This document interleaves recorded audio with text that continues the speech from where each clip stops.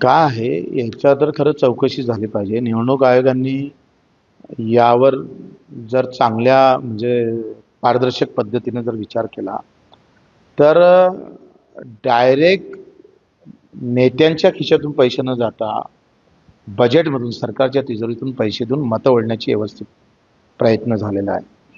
म्हणजे ही स्कीम लाडक्या बहिणीसाठी नव्हतीच, सत्तेत यासाठी होती. आणि मग सत्तेत येण्यासाठी त्यांनी 1 ते 2 महिन्यात 1 करोड लाडक्या बहिणीची कुठल्याही विचार चौकशी त्याची कोणी चाचपणी न करता पैसे जाहीर देऊन दिले. आता मग याला जबाबदार कोण आहे? तुम्ही निकष न पाडता जेव्हा पैसे त्यांच्या खात्यात टाकले आणि आता तुम्ही सांगता त्या पात्र नाही आहे. मग पैसे द्याच्या अगोदर पात्र ठरवायचं का दिल्यानंतर पात्र ठरवायचं? हा पुन्हा प्रश्न आहे. म्हणजे हा व्यवस्थित क्राईम आहे, व्यवस्थित गुन्हा केलेला आहे सरकारनं. आणि आता त्याच्यातून पुन्हा बजेट आता बजेटमधला येणारा सगळा अडचणीचा विषय हाती घेऊन आता लाखो आमच्या बहिणींना त्याच्यातून बाहेर काढेल, मतं घेऊन घेतले आणि आता पैसे पण बंद करणार. व्यवस्थित चिटिंग आहे, व्यवस्थित फसवणूक आहे.